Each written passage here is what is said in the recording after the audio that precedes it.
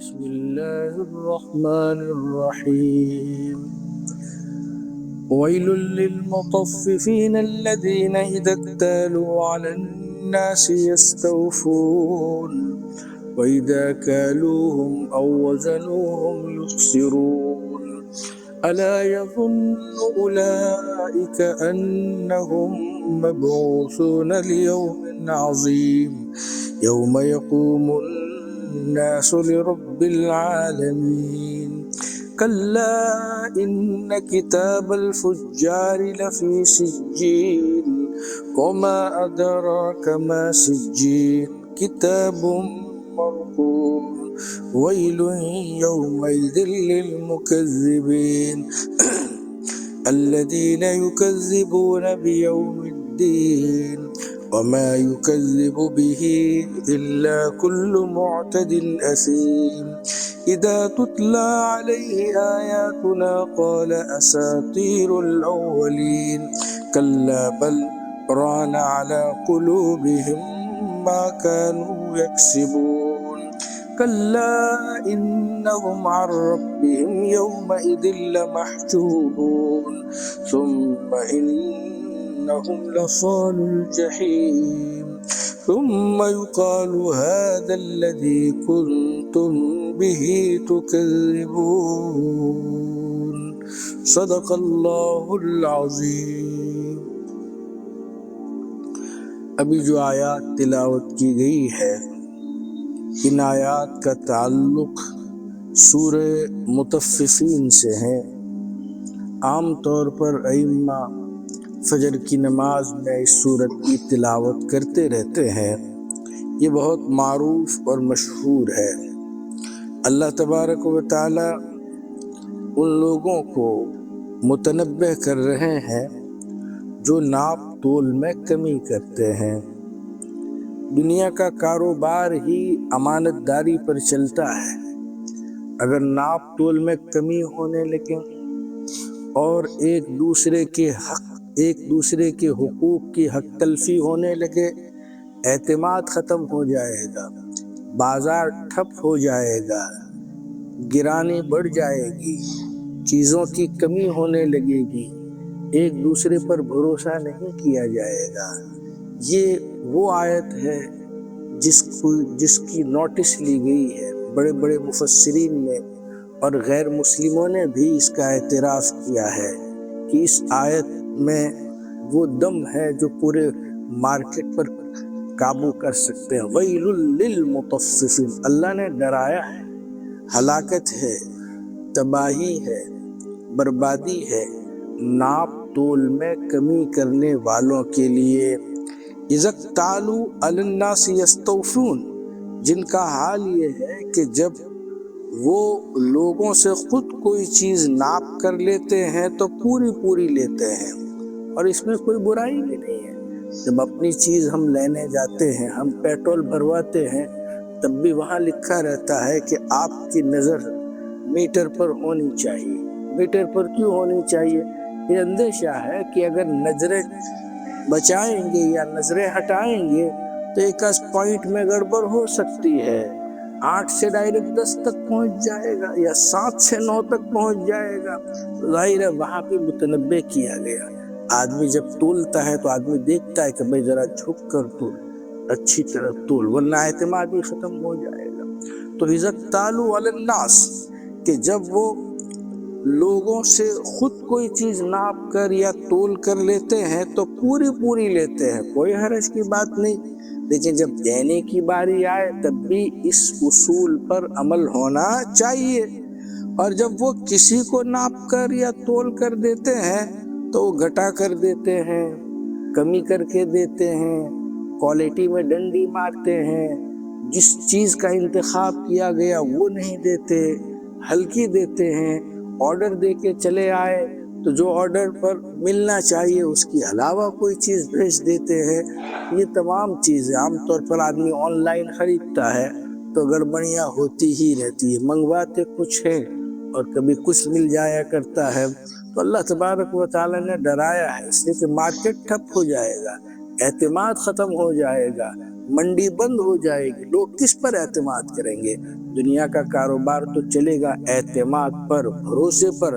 اگر اعتماد ہی ختم ہو گیا تو ساری چیزیں ٹھپ ہو جائے گی۔ تو اللہ تبارک و تعالیٰ فرماتے ہیں کہ جب یہ لوگ کیل کر کے یا ناپ کر کے تول کر کے دیتے ہیں تو گھٹاتے ہیں۔ حضرت شعیب علیہ السلام کی قوم کو جو تباہ کیا گیا اسی وجہ سے تو ہے۔ ان سے یہ کہا گیا اوفوا الکیل ولا تکونوا من المخسرین وزنوا بالقسطاس المستقیم ولا تبخسوا الناس اشیاءهم ولا تعثوا فی الارض مفسدین۔ حضرت شعیب علیہ السلام کی قوم میں یہ عادت تھی کہ وہ ڈنڈی مارا کرتی تھی۔ ان سے کہہ دیا اوفوا الکیل، پورا پورا ناپ تول کر کے دو، ولا تکونوا من المخسرین، گھٹا کر دینے والوں میں سے نہ بنو، یعنی گھٹا کر مت دو۔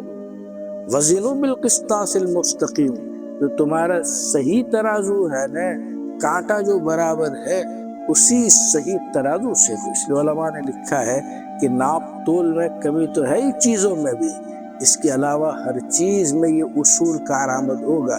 ایک ملازم ہے، مثلا 6 گھنٹے اس کی ملازمت ہے، اب ملازمت کے دوران اس کو 6 گھنٹے پورے کرنے چاہیے۔ تو عام طور پر ہوتا ہے نا کہ آدمی جب کسی مدرسے میں، کسی اسکول میں، کسی ادارے میں، کسی کارخانے میں مثلا 6 گھنٹہ اس کی ڈیوٹی ہے، تو کبھی 1 گھنٹہ ادھر ادھر ہو جاتا ہے، چھٹی نہیں لیتا اور دیر سے آتا ہے، اور پھر وہ اوقات کو گھٹا دیتا ہے۔ عام طور پر ہم نے دیکھا کہ کبھی دیہاتوں میں اسکول ہوتی ہیں اور 5 بجے چھٹی کے بجائے وہ 4 بجے سے ہی ان کو روانہ کر دیتے ہیں۔ بعض تو کھلتے ہی نہیں ہیں، 3:30 بجے ہی چھٹی دے دیتے ہیں، خود میں نے اپنی آنکھوں سے دیکھا ہے۔ تو ہر چیز میں، چاہے ملازمت میں ہو، تجارت میں ہو، اور کسی بھی چیز میں کمی کرنا اللہ تبارک و تعالیٰ کو پسند نہیں ہے۔ اللہ نے انبیاء کو بھیجا کیوں ہے؟ تاکہ کائنات کا نظام درست ہو۔ واقیموا الوزن بالقسط ولا تخسروا المیزان، تو کہا کہ اچھی طرح وزن کرو، میزان میں کمی نہ کرو۔ انبیاء علیہ السلام کو جو مبعوث کیا گیا وہ نظام کو درست کرنے کے لیے تو کیا گیا ہے۔ حضرت شعیب علیہ السلام کی قوم کو اس لیے تباہ کر دیا گیا کہ اس میں ڈنڈی مارنے کی عادت تھی، ناپ تول میں کمی کرتے تھے۔ حضرت شعیب علیہ السلام کے ذریعے ان کو تنبیہ کی گئی لیکن ماننے کے لیے تیار نہیں، تو پھر اللہ تبارک و تعالیٰ نے اس قوم کو مٹا دیا۔ انبیاء علیہ السلام جو آتے ہیں وہ سماج سوسائٹی پر بڑی نظر رکھتے ہیں، اس لیے کہ وہ اصلاح کے لیے تو آتے ہیں۔ نبی کو کیوں بھیجا جاتا ہے؟ نبی کو قوم کی اصلاح کے لیے بھیجا جاتا ہے۔ قوم کی جو برائیاں ہوتی ہیں، جو کمزوریاں ہوتی ہیں، نبی اس سے پورا واقف ہوا کرتا ہے۔ نبی ان کو اس برائیوں کی اصلاح کی طرف بلاتا ہے۔ اگر قوم مانتی ہے، ایمان لے آتی ہے، آسمانی نظام کے منشا کے مطابق اپنے آپ کو ڈھال لیتی ہے، تو اللہ اس قوم کو چلاتے ہیں، اس میں برکتیں اور رحمتیں اتارتے ہیں، اور وہ لوگ پھلتے پھولتے ہیں، اللہ ان کو خوشحالی عطا فرماتے ہیں۔ لیکن اگر اس کے برعکس جاتے ہیں تو پھر اللہ تبارک و تعالیٰ ان کو تباہ و برباد کر دیتے ہیں۔ تو آگے فرماتے ہیں الا یظن اولئک انہم مبعوثون، کیا یہ لوگ سوچتے نہیں ہیں کہ انہیں زندہ کر کے دوبارہ اٹھایا جائے گا؟ تو اللہ تبارک و تعالیٰ ڈراتے ہیں کہ دیکھو ناپ تول میں کمی کرو گے تو تمہیں اس کا جواب دینا پڑے گا۔ کیا یہ لوگ یہ نہیں سوچتے کہ انہیں زندہ کر کے دوبارہ اٹھایا جائے گا؟ ایک بڑے زبردست دن میں اٹھایا جائے گا، یوم یقوم الناس لرب العالمین، جس دن سب لوگ رب العالمین کے سامنے کھڑے ہوں گے۔ میں نے پیچھے بھی بتلایا تھا آگے کی تفسیر میں کہ اللہ تبارک و تعالیٰ اپنی مخلوق کا حساب لیں گے۔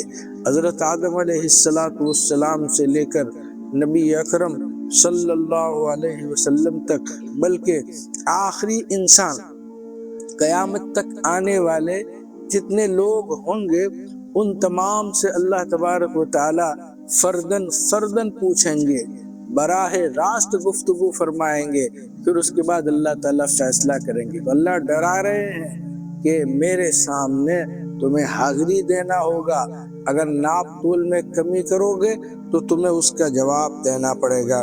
یہاں قرآن کریم کا ایک منظر پورا ہو جاتا ہے۔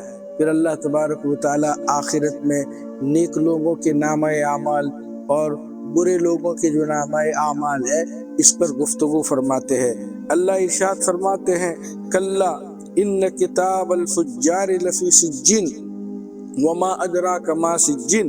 اللہ ارشاد فرماتے ہرگز ایسا نہیں چاہیے، یقین جانو کہ بدکار لوگوں کا اعمال نامہ سجین میں ہے۔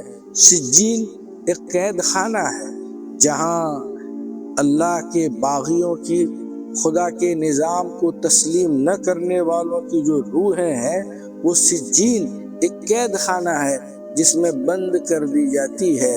ظاہر ہے جب روح نکلتی ہے تو اس کی دو جگہ ہوتی ہے، نیک لوگوں کی روحیں علیین میں ہوتی ہے اور فاسق فاجر لوگوں کی جو روحیں ہوتی ہیں وہ سجین میں ہوتی ہے۔ اب سجین ہے کیا؟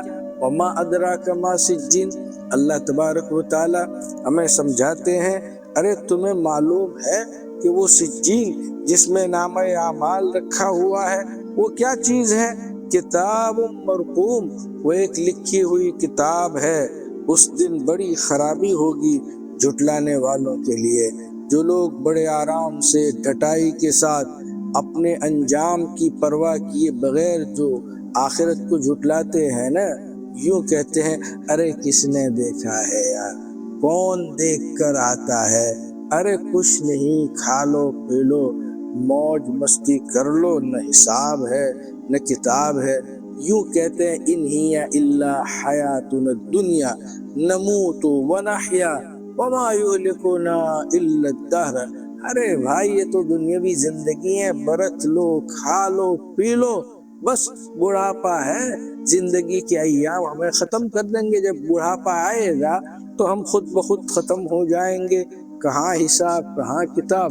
اللہ فرماتے ہیں ویل یومئذ للمکذبین، بار بار کہتے ہیں بڑی تباہی ہوگی، بڑی خرابی ہوگی، بڑی بربادی ہوگی جس نے میرے وجود کو جھٹلایا، جس نے میرے نبیوں کو جھٹلایا، جس نے آخرت کو جھٹلایا، جس نے جنت اور جہنم کو جھٹلایا، جس نے پل صراط کو جھٹلایا، جس نے میزان کو جھٹلایا، جس نے میدان محشر کو جھٹلایا، جس نے آخرت کی زندگی کو جھٹلایا، مرنے کے بعد کی گھاٹیوں کو جھٹلایا، ان لوگوں کے لیے بڑی بربادی ہوگی، اور ایسی بربادی ہوگی کہ اس کے بھرپائی کا کوئی ذریعہ نہیں ہوگا۔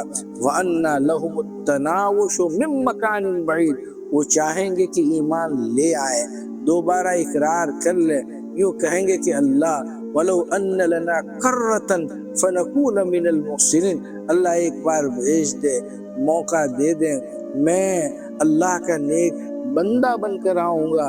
اللہ کہیں گے اخسؤ فیہا ولا تکلمون، ذلیل ہو کر پڑے رہو، ہم سے اس موضوع پر گفتگو نہ کرو، ہم نے انبیاء بھیجے تھے، ہم نے حجتیں اور دلیلیں قائم کی تھی، ہم نے تمہارے سامنے ہر چیز کو کھول کے رکھ دیا تھا، تم تھے جو اس کو جھٹلاتے تھے، بغیر دلیل کے تم اس کی نفی کرتے تھے اور پوری ڈٹائی کے ساتھ لوگوں کے درمیان اس چیز کا چرچا کرتے تھے۔ آج تمہیں بخشا نہیں جائے گا، جو تم نے کیا ہے اس کی سزا تمہیں ملنی ہی ملنی ہے۔ ویل یومئذ للمکذبین، ہلاکت ہے، تباہی ہے، بربادی ہے جھٹلانے والوں کے لیے جو جزا اور سزا کے دن کو جھٹلاتے رہتے ہیں۔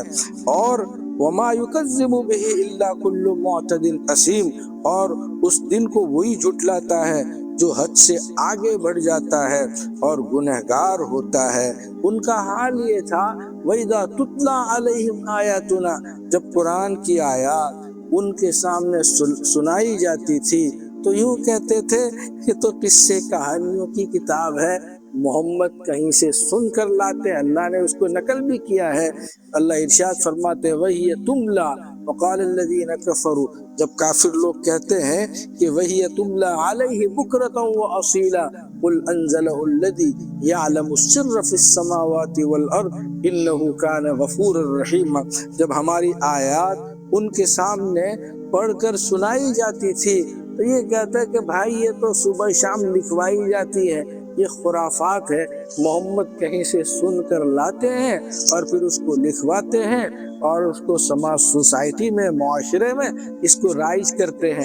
اللہ اس کا جواب دیتے ہیں بات ایسی نہیں ہے، قل انزلہ الذی، اے محمد کہو قرآن تو اس ذات نے نازل کیا ہے، یعلم السر فی السماوات والارض، جو زمین و آسمان کے سارے بھیدوں کو رازوں کو جانتا ہے، اس راز کے جاننے والے نے قرآن رسول اکرم صلی اللہ علیہ وآلہ وسلم کے قلب اطہر پر اتارا ہے، دل پر اتارا ہے۔ وَإِنَّهُ لَتَنزِيلُ رَبِّ الْعَالَمِينَ نَزَلَ بِهِ الرُّوحُ الْأَمِينُ عَلَى قَلْبِكَ لِتَكُونَ مِنَ الْمُنذِرِينَ بِلِسَانٍ عَرَبِيٍّ مُبِينٍ، رب العالمین کا اتارا ہوا کلام ہے جس کو حضرت جبرائیل علیہ السلام لے کر آئے تھے۔ اللہ کہتے بات ایسی نہیں، بعض مرتبہ گناہ کی وجہ سے دلوں پر زنگ چڑھ جاتا ہے۔ زنگ جانتے ہو گجراتی میں جس کو کاٹ بولتے ہیں، کاٹ ہے نا، جیسے لوہا ہوتا ہے نا، لوہا جب پانی میں پڑا رہتا ہے تو زنگ چڑھ جاتا ہے، کاٹ چڑھ جاتا ہے۔ اللہ کہتے ہیں کہ تمہارے دل زنگ آلود ہو گئے، کٹائی گیا، یعنی زنگ آلود ہو گئے، کلا بل ران علی قلوبہم، حدیث میں آتا ہے نبی اکرم صلی اللہ علیہ وآلہ وسلم نے ارشاد فرمایا جب بندہ کوئی گناہ کرتا ہے تو اس کے دل پر ایک سیاہ نقطہ لگ جایا کرتا ہے، اگر وہ توبہ کر لیتا ہے تو وہ جو نقطہ ہے سیاہ وہ مٹ جایا کرتا ہے، لیکن اگر توبہ نہیں کرتا، مسلسل گناہوں میں مبتلا رہتا ہے تو ہوتے ہوتے ہوتے ہوتے دل بالکل سیاہ ہو جاتا ہے، ایسا سیاہ ہو جاتا ہے کہ اس کا مزاج ہی بدل جاتا ہے، خیر اس کو شر لگتا ہے اور شر اس کو خیر، جیسے ایک آدمی ہے بخار آتا ہے تو مزاج بدل جاتا ہے، میٹھی چیز اس کو کڑوی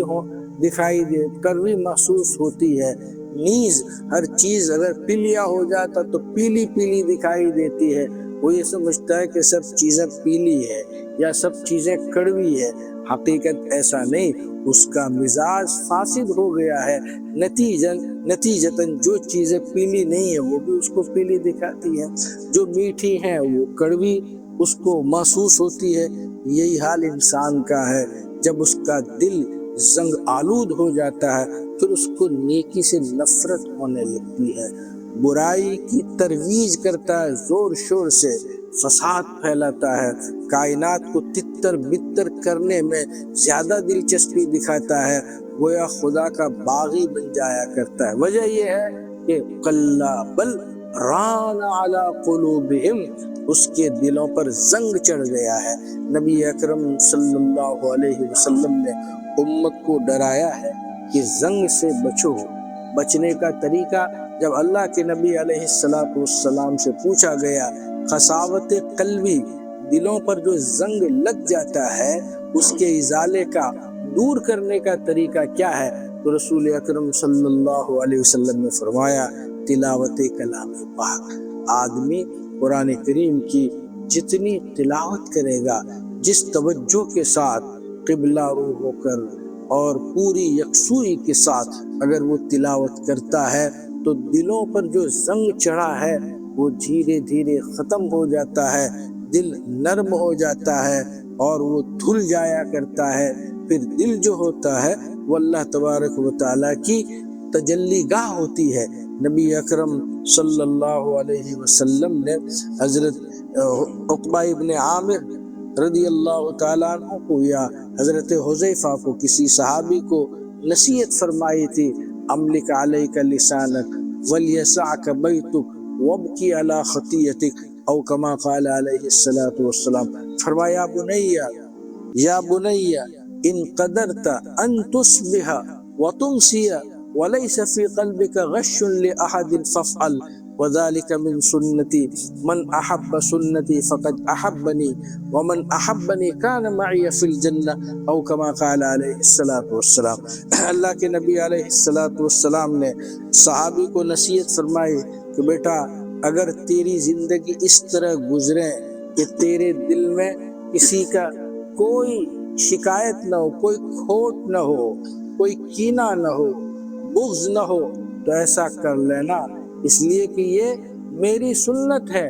मन अहब्ब सुन्नती, जिसने मेरी सुन्नत से मोहब्बत की, फ़क़द अहब्बनी, उसने मुझसे मोहब्बत की, और जिसने मुझसे मोहब्बत की वो जन्नत में जाएगा। जाहिर है दिलों को बचाना, दिलों को बनाना, दिलों की हिफाजत करना बहुत ज़रूरी है। उसी को कुरान ने यूँ कहा, कल्ला बल राना अला कुलूबिहिम, हरगिज़ नहीं, हकीकत ये है कि लोग उस दिन, हकीकत ये है कि ये जो अमल करते हैं उसने उनके दिलों पर जंग चढ़ा दिया है। हरगिज़ नहीं, हकीकत ये है कि ये लोग उस दिन अपने परवरदिगार की दीदार से महरूम होंगे। जाहिर बात है अल्लाह तबारक व तआला का दीदार कितनी बड़ी नेमत है। जन्नत में जो सबसे बड़ी नेमत होगी वो अल्लाह का दीदार होगा, अल्लाह की रज़ामंदी होगी। जाहिर है उलमा ने लिखा है, बल्कि हदीसों में आता है कि अल्लाह तबारक व तआला सवाल करेंगे, बंदो मैंने तुम्हें सारी नेमतें दी है, कोई नेमत की कमी तुम्हें महसूस हो रही है? लोग यही जवाब देंगे कि अल्लाह वैसे तो कोई कमी महसूस नहीं हो रही। कहा जाओ अहले इल्म से पूछो, एक चीज़ की कमी है, अहले इल्म से पूछेंगे। कहा कि जिस ज़ाते गिरामी ने जो दिया है, जो मंबे फैज़ है, जो सरचश्मा है, उसी तक तो रसाई हुई नहीं है, उसी का दीदार तो हुआ नहीं है, तो फिर अल्लाह तबारक व तआला अपना दीदार कराएंगे। और दीदार में जो लज्जत होगी, वो लज्जत के सामने सारी जन्नत की नेमतें हेज होगी, इसका कोई एतबार नहीं होगा। तो अल्लाह फरमाते हैं कि मैं क़यामत के दिन अपना दीदार कराऊंगा। खुद कुरान में है, वजूह यौमइज़िन नाज़िरा इला रब्बिहा नाज़िरा, बहुत से चेहरे तरोताज़ा होंगे और अपने रब की तरफ देख रहे होंगे। तो अल्लाह तबारक व तआला का दीदार ये बहुत बड़ी नेमत है इन लोगों को जो अल्लाह के बागी है, कायनात के बागी है, अल्लाह के निज़ाम को कबूल नहीं कर रहे हैं, उनको दीदार से महरूम रखा जाएगा। फिर उनसे कह दिया जाएगा कि तुम्हें जहन्नम में दाखिल होना पड़ेगा। फिर ये कहा जाएगा ये है वो चीज़ जिसको तुम जुटलाया करते थे। उसके बाद फिर मज़मून बदलता है। तो खुलासा कलाम ये हुआ, अभी जितनी तफसीर आज ही तफसीर हुई है, आज ही कल करेंगे। इसका मतलब ये हुआ कि देखिए दुनिया का कारोबार भी चलाना है, अमानतदारी से बरतना भी है। हदीस में आता है, नबी अकरम सल्लल्लाहु अलैहि वसल्लम ने फरमाया, अत्ताजिर अस्सादिक अल अमीन फिल जन्नह, वो ताजिर जो सच्चा है, जो मामले को सही अंदाज में अंजाम देता है, वो जन्नत में जाएगा। तो आदमी अगर अल्लाह की रज़ामंदी चाहे ना, तो अपने कारोबार में भी उसको मिल सकती है। वो कारोबार करते हुए भी अल्लाह तबारक व तआला से अपना राब्ता कायम कर सकता है। हज़रत इमाम मोहम्मद जो बहुत बड़े फ़क़ीह गुज़रे हैं, हमारे उलमाए अहनाफ में उनका बड़ा मकाम है। किसी ने कहा कि हज़रत आपने तक़वे पर कोई चीज़ नहीं लिखी, यूसुफ फ़िक़ा पर तो बहुत कुछ लिखा, तक़वे पर, तहारत पर कुछ लिख देते। कहा मैंने किताबुल बुयू यानी बेओ शिरा, ख़रीद व फ़रोख्त के मसाइल लिख दिए हैं। अगर इस मसाइल के मुताबिक कोई आदमी ख़रीद व फ़रोख्त करेगा, धोखा नहीं देगा, मिलावट नहीं करेगा, लोगों के माल में डंडी नहीं मारेगा, वादा खिलाफी नहीं करेगा, वक्त पर ऑर्डर दे देगा, और अगर उसमें ऐब हो तो वापस ले लेगा, अगर मेरे बताए हुए उसूल जो दरअसल कुरान और हदीस के उसूल है, जो मैंने किताबुल बुयू में जमा किया है, उसके मुताबिक अगर वो तिजारत करेगा तो वो सीधा जन्नत में जाएगा। बल्कि अंबिया اور صلحاء کے ساتھ ہوگا۔ ظاہر ایک آدمی اپنے دکان پر بیٹھے ہوئے بھی، تجارت کرتے ہوئے بھی، مال کماتے ہوئے بھی جنت میں جا سکتا ہے، بشرطے کہ ان اصول کے مطابق ہو جو قرآن نے دی ہو۔ اور سب سے بڑی بات، تعجب کی بات یہ کہ قرآن میں سب سے لمبی جو آیت ہے وہ تقوی پر نہیں ہے، وہ نماز اور روزے پر نہیں ہے، بیع و شراء پر ہے، ادھار لین دین پر ہے۔ سورہ بقرہ کی جو آخری آیت یا ایھا الذین آمنوا اواخر میں ہے اذا تداینتم بدین الی اجل مسمى فاکتبوا، یہ لمبی آیت ہے، اس میں یہ ہدایت دی گئی ہے کہ تم ادھار معاملہ کرو تو کس طرح کرو۔ تبھی جو آیات تلاوت کی اس میں یہی کہا گیا کہ تم ناپ تول میں کمی نہ کرو، اللہ تبارک و تعالیٰ کا لحاظ رکھو کہ تمہیں اللہ کے سامنے حاضر ہونا ہے، اور جو نامہ اعمال ہے اس پر گفتگو ہوئی کہ نیک لوگوں کے نامہ اعمال علیین میں ہوں گے، برے لوگوں کے نامہ اعمال جو ہوں گے وہ سجین میں ہوں گے۔ اور یاد رہے اگر اللہ اور اس کے رسول کی مخالفت کی تو اللہ اپنے دیدار سے محروم کر دے گا اور جہنم میں جانا پڑے گا۔ یہ حقائق ہے، یہ سچائیاں ہیں، یہ اس طرح ہے جیسے 2 کے بعد 3، 3 کے بعد 4 اور 4 کے بعد 5۔ اتنی سچی باتیں ہیں، آنکھ بند ہوگی تب ہمیں محسوس ہوگا کہ ہم کہاں جا رہے ہیں، اور ہم بہت بڑا دھوکہ، ہمیں بہت بڑا دھوکہ ہوا۔ قرآن ڈراتا ہے، اللہ فرماتا ہے وَلَا تَغُرَّنَّكُمُ الْحَيَاةُ الدُّنْيَا وَلَا يَغُرَّنَّكُمْ بِاللَّهِ الْغَرُورُ، دنیاوی زندگی تمہیں دھوکے میں نہ ڈالے اور شیطان بھی تمہیں دھوکے میں نہ ڈالے۔ الحذر الحذر، بچو بچو، ڈرو، آؤ صراط مستقیم پر آ جاؤ۔ اللہ مجھے بھی اور آپ کو بھی عمل کرنے کی توفیق عطا فرمائے۔ اللہم صلی علی سیدنا محمد وعلی آل سیدنا محمد وبارک وسلم۔ اے اللہ تیرا پاک کلام تطبیق کے لیے ہے، عمل کے لیے ہے۔ ابھی جو آیات میں جو آپ نے ہمیں رہنمائی فرمائی ہے کہ ناپ تول میں کمی نہ ہو، اللہ ہماری زندگی متوازن ہو، بیلنس والی ہو، ہم کسی کی حق تلفی نہ کریں، اپنے حق کی بھی حق تلفی نہ ہو، اللہ تیرے حق کی بھی حق تلفی نہ ہو، تیرے مخلوق کی کے حق کی بھی حق تلفی نہ ہو۔ اس طرح زندگی گزارنے کی توفیق عطا فرما۔ اللہ یہ زندگی مستعار ہے، اس مستعار زندگی میں آخرت کو پیش نظر اور مستحضر رکھنے کی توفیق عطا فرما۔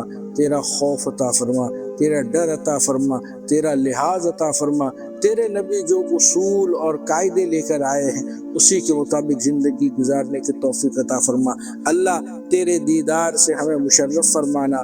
اللہ تیرے دیدار کی محرومی بہت بڑی محرومی ہے، وہ بڑے بدبخت ہوں گے جو تیرے دیدار سے محروم رہیں گے۔ اللہ قیامت کے دن ہمیں ان لوگوں میں شمار کرنا جو تیرے دیدار سے لطف اندوز ہوں گے، جو سب سے بڑی نعمت ہوگی۔ اللہ تیرے رسول کی شفاعت عطا فرما، ان کے ہاتھ سے جام کوثر عطا فرما۔